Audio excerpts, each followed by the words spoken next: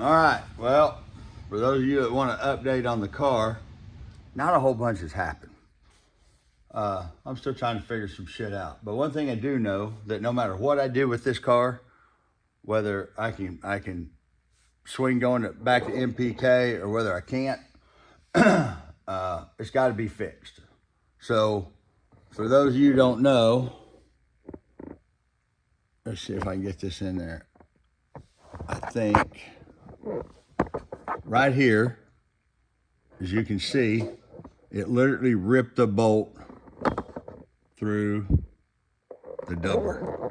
Those are chrome moly brackets with doublers. Doubler is, here, I'll tell you what. Turn around this way. There you go. It literally pulled it through both sides. And that was from tire shake.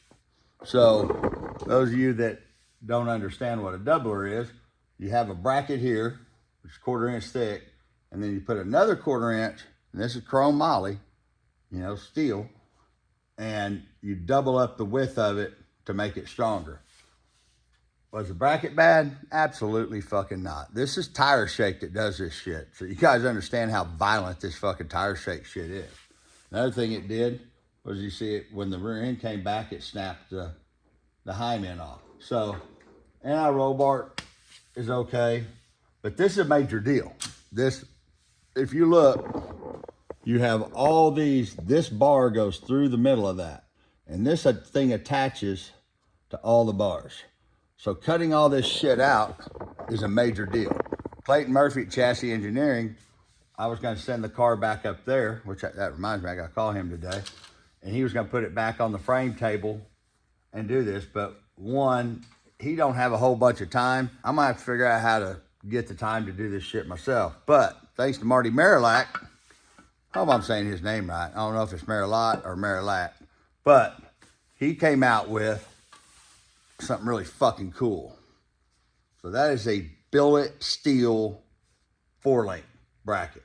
Now normally, when you build a car, everything sets off the chassis from the number 1 bar and the number 50. This number 1 bar is where everything starts. The bottom bar is where everything starts. One of the things that I was kind of fighting when we was in these really fucking tight track conditions was being able to get a 4-link set up in this car that would work without the car just fucking standing up on the, pulling the front tires a foot and a half in the air. So, as you see, you got these adjustments in the 4-link bars to be able to set how the chassis works. Well, he came up with this deal, which is a pretty fucking awesome deal. So, as you see, and the way he machined these brackets for me, which was really fucking cool, I can actually trim my brackets back. Instead of cutting all of this shit out, I can trim my brackets back and slide this. Normally he machines these out with little pockets. It looks really cool.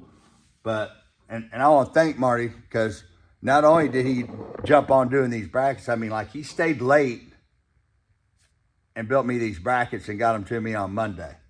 So I'm just now getting down here to actually do something with them.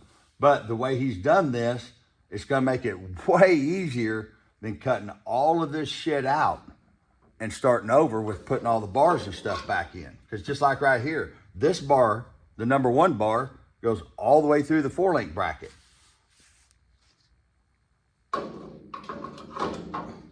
You see this?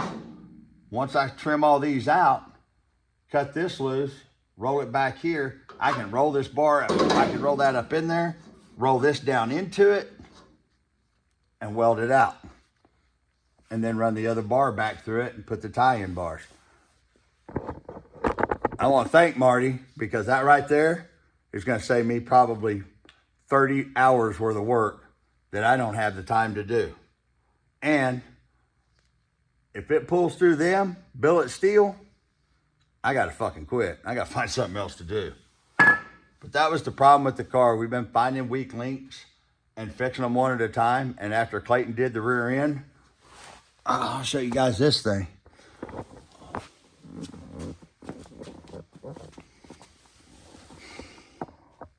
After we bent the last rear end, he came back in, put you see this bulkhead right here, or this 4-link bracket. Well, there's also a 1/4-inch bulkhead inside of here that axle tube runs all the way through, welded both sides. Then you put all the stiffeners, and to make sure, use thicker material, put even more back bracing back here, more bracing here. The only other person I've seen that builds rear ends like that is Marty Merillat. So, once we got that weak link fixed, we broke the floor out in the car at one time. And you see how big of bars we put in it when it broke this out. So basically what I've been doing is every time it breaks something, and I'm not the only guy, every fucking body's breaking this shit, because truth of the matter is we're going to tracks that our cars weren't built to go to. We're putting them in conditions that we didn't. I mean, I built this car, when this car was built, guys, it was built to go on the fucking street, to go back to the list. So everything about this chassis, the long travel struts and all that, was all set up to hook on a shitty surface. And when I'm testing the car, you know, when it had the Pro Charger on it, I'm testing the car and I'm telling them, just brush the fucking track off and let me go. Well, ain't nobody been down it and it's been raining, and this bitch would 950, 960, 60 foot. Then when we started getting to these tracks that had a lot of bite in them, with the turbo, car just fucking stand up. And I mean, I couldn't keep the fucking front end down. So I still don't know what I'm gonna do. You know, Stacy's got some ideas. I'm gonna kind of leave bringing all this together to her, because I got to make a living. So she wants to come down here today, get some shit up for sale. I told her, I said, you sell any? I don't give a shit what you sell. I mean, I got parts for fucking days. And it's not like I'm ever going to use half of this shit. So, I don't know. She's wanting to sell pieces off the car and all that stuff. And I appreciate all you guys' support. I appreciate, you know, the two people that are, all of them, all the people that's been behind me are still behind me. And that drives me a little bit more to want to get this car back together. But it's a long way to go.